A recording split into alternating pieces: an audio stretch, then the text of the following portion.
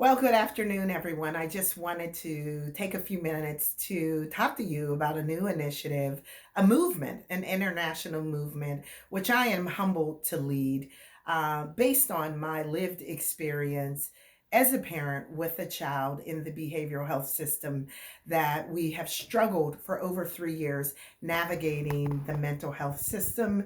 And my analogy of our experience has been as I describe it, between a Lifetime movie and a horror movie. And I know I am not alone. I know that there are many Black and brown parents like myself, caregivers, grandmothers, aunts, and uncles that are suffering silently, trying to navigate the mental health system, trying to navigate systematic institutions that have barriers, particularly for people of color. I am concerned. I am concerned particularly for our low income marginalized populations.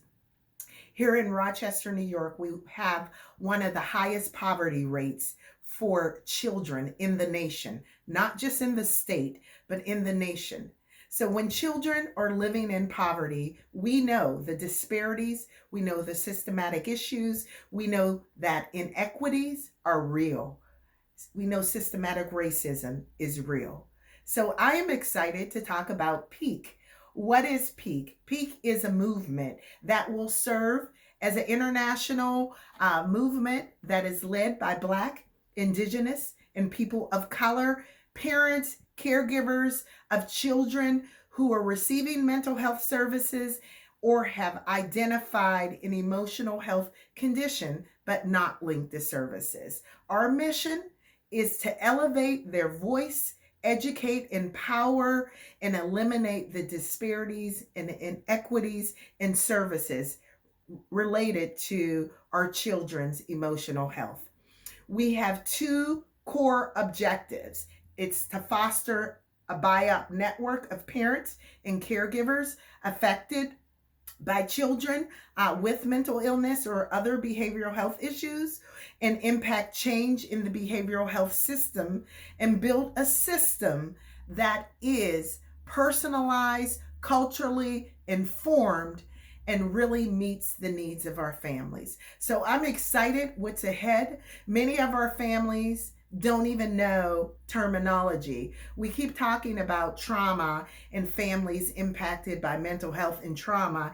You ask the average person that is living in urban communities, poor, lots of layers of disparities. You ask them what trauma is, they don't know what trauma is.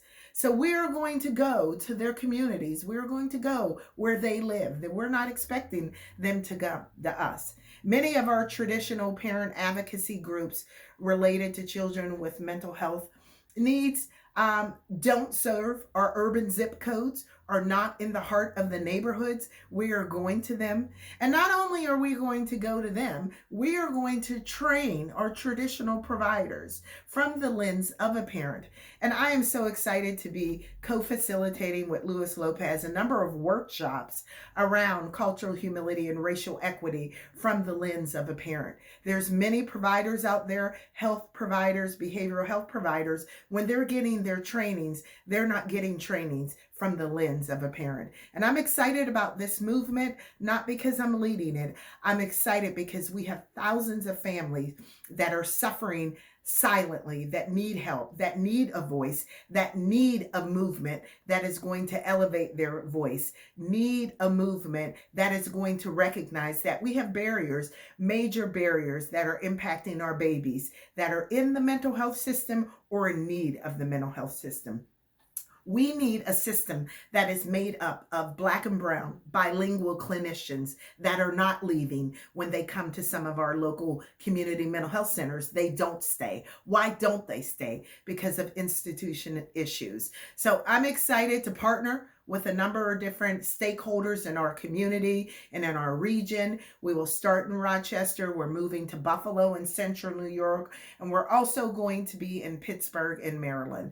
So you will be hearing about PEEEEEK as we elevate our voice and turn up the volume. And I can tell you, we're not keeping that volume low. We are turning up the volume, but it's a volume that is being turned up by parents and caregivers. We are taking charge. We are taking charge. We are offering strategies that are led by us. So thank you and stay tuned for more. We want to not just impact outcomes, but our child's life. Our children's life are in our hands, and we're going to take control of it. And we want to take control over the care, the direction of the care, and not be told your child should do this, your child should do that. But we want to be in the position that we are leading the lead decision makers in our child care, as well as addressing systematic issues that are major barriers when you're talking about children in the children's mental health system, particularly in New York State. There are changes that need to happen.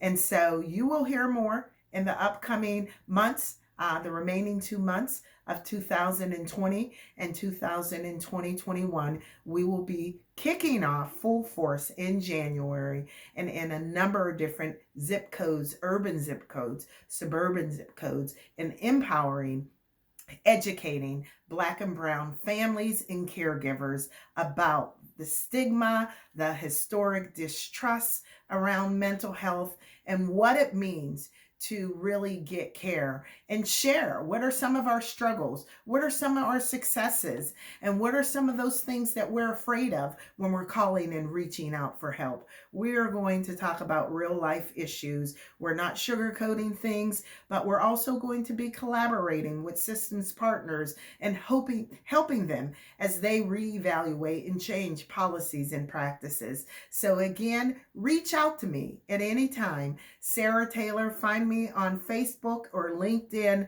I am here to help you to serve our community and to serve this nation as we peak our voice and elevate it for our babies. Thank you.